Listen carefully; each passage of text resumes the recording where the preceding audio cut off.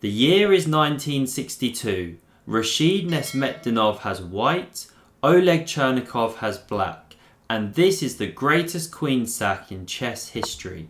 So we had a Sicilian on board here, and white goes in for the open Sicilian with these standard moves, and black chooses to play the accelerated dragon variation. So the bishop is coming to g7 here before the knight develops, and now the knight develops after bishop to e3. We had bishop to c4 now, castles from black, and here white takes the time to nudge the bishop back. If you castle here, then the knight can capture in the middle. After the knight recaptures, you're running into d5, and black has a good game here. So that's why instead of castling, the bishop nudges back, and now we had knight to g4, going after this dark squared bishop, so white chops off that knight, but black's not losing a piece because now you take here in the centre. Now the queen moves across to h4 here, getting out of the line of this bishop, and here black should play pawn to d6, just prepare to develop that piece, but instead queen a5 comes. So this is an excursion you do want to make at some point, but it's very early in the game to be doing it. Castles from white now, and now the bishop comes to f6. Not usually the best idea to move the same piece in the opening twice. You still haven't developed your queen side, but okay, black's putting the question to the white queen, where are you going to move it to? And this is where Nezhmetdinov invested some time and came up with a stunning concept. He took that bishop on f6, giving a whole queen for a bishop.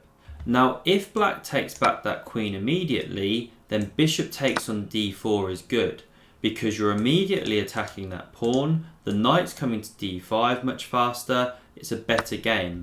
So instead of doing this, black throws in this check. The knight was lost anyway, so by doing this, forcing white to recapture like that, now when you take back the queen, white has lost a bit of time.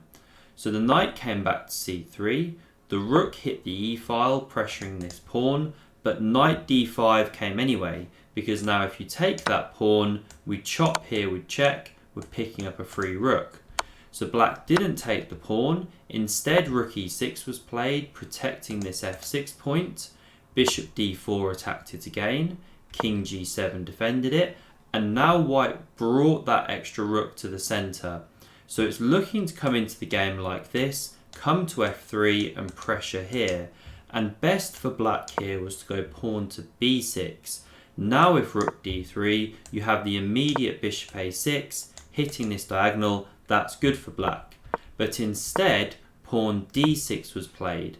And the key difference here is that after the rook lifts into the game, you're down a tempo on that last variation. So the rook comes to the f-file before the bishop hits this light square diagonal. And here, white could have actually taken on f6 straight away with a good game, but instead bishop c3 was played first, the queen nudged back, and now the knight took on f6. And black has a choice of how to proceed now. The best here is actually bringing the rook to the c-file, so that you're preparing to take this bishop on c3 in some lines. Now if you take on h7, which is what we saw in the game, the bishop check opens up against the king, but you can actually chop this bishop off here. Black is doing better. As it was in the game, we had bishop to e2 played in this position. And the reason black hasn't captured this rook is that black wants to capture this active rook instead. So how did white proceed here? Well, knight takes on h7, crashing through like we saw in the last line.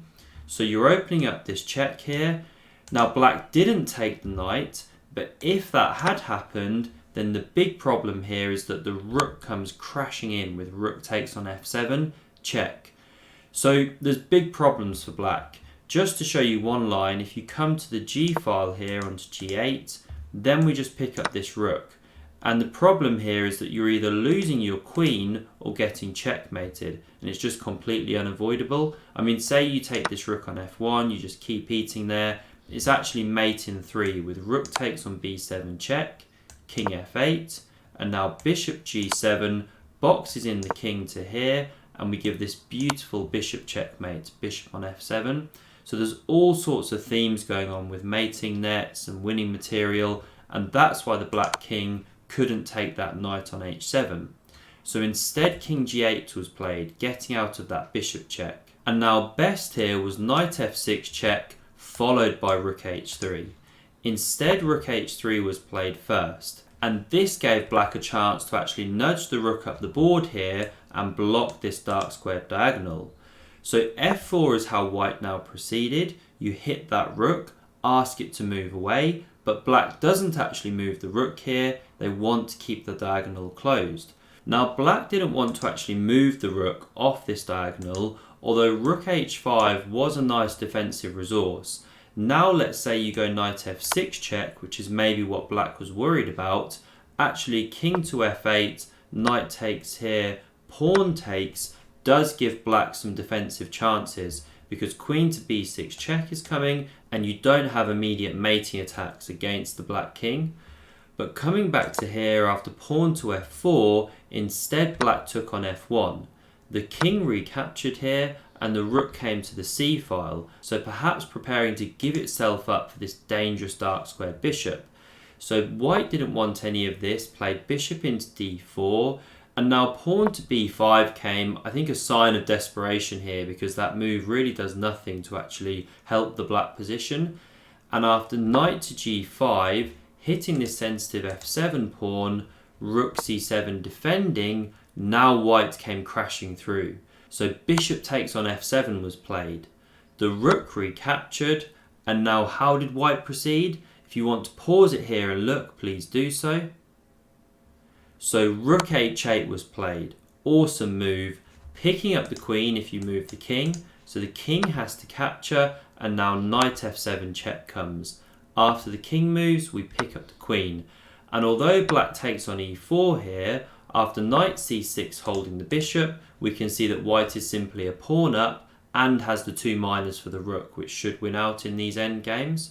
So after rook takes on f4, king e2, black actually resigned because the game is completely gone.